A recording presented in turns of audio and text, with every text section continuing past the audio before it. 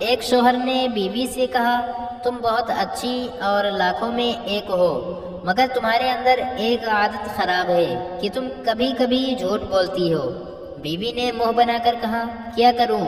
سہیلیوں کے سامنے آپ کی تعریف بھی تو کرنی پڑتی ہے نا۔ ایک شخص کپڑے کی دکان پر گیا اور دکاندار سے کپڑے دکھانے کو کہا۔ دکاندار مختلف قسم کے کپڑے دکھاتا رہا۔ وہ شخص ہر بار کپڑا دیکھنے کے بعد پوچھتا، اس کی گارنٹی کیا ہے؟ بڑی مشکل کے بعد اس کو ایک کپڑا پسند آیا۔ اس نے دکاندار سے کہا، اس میں سے آدھا میٹر دے دے۔ دکاندار نے حیرت سے پوچھا، جناب صرف آدھا میٹر؟ اس شخص نے کہا، جی ہاں، میں نے سر کی ٹوپی بنانی ہے۔ اچھا ویسے اس کی گارنٹی کتنی ہوگی؟ دکاندار نے غصے سے جواب دیا، بے فکر رہیں، آپ کا سر پھٹ جائے گا لیکن یہ کپڑا نہیں پھٹے گا۔ کسی شخص نے ایک بھکاری سے پوچھا، کل تم لنگڑے تھے، پرسوں تمہارے ہاتھ میں گونگے ہونے کا کارڈ تھا اور آج تم اندھے بن کر بھیک مانگ رہے ہو، اس کی کیا وجہ ہے؟ بھکاری نے جواب دیا، دراصل میں شہر میں نیا آیا ہوں اور دیکھ رہا ہوں کہ اس جگہ بھیک مانگنے کا کون سا طریقہ بہتر رہے گا۔ سپاہی دیہاتی سے، تمہاری کھوئی ہوئی گائے کی پہچان کیا ہے؟ دیہاتی سوچ کر بولا، جناب وہ دم ہلاتی ہے۔ ایک بہت موٹے صاحب گاڑی چلا رہے تھے اور ان کی کار ہچکولے کھا رہی تھی۔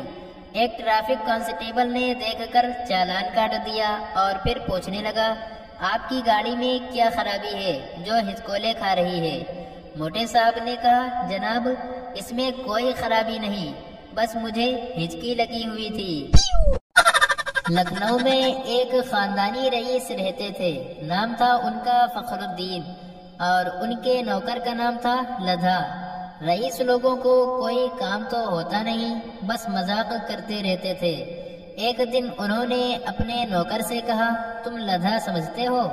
لدھا کی لام پر گاف لگانے سے کیا بنتا ہے؟ نوکر بھی کافی حاضر جواب تھا۔ اس نے فوراً جواب دیا، حضور جو فخر کی فا اڑا دینے سے بنتا ہے۔ ایک چرسی کی بکری گم ہو گئی، بڑی تلاش کی مگر وہ نہ ملی۔ آخر کار جب وہ رات کو گھر آیا تو دیکھا کہ بکری سامنے بندھی ہوئی ہے۔ اس نے غصے میں آ کر اس کو ذبح کر دیا اور گوشت خود بھی کھایا اور دوستوں کو بھی کھلایا۔ صبح ہوئی تو دیکھا کہ بکری بندھی ہوئی ہے اور ان کا پالتو کتا غائب ہے۔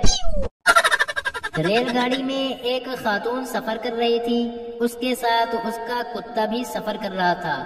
اس عورت نے گارڈ سے کہا، میں نے اس کا بھی ٹکٹ خریدا ہے، اس لیے اس کو بھی دوسرے مسافروں کی طرح سیٹ پر بیٹھنے کا حق ہے۔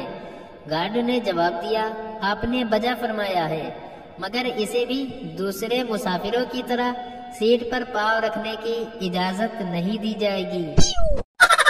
ماں بیٹے سے، بیٹا کیا کر رہے ہو؟ بیٹا بولا، امی جان جغرافیہ کے سوالات حل کر رہا ہوں۔ ماں بولی، بیٹا اگر کوئی سوال سمجھ میں نہ آئے تو مجھ سے پوچھ لینا۔ بیٹا تھوڑی دیر بعد بولا، امی جان دریائے نیل کہاں ہے؟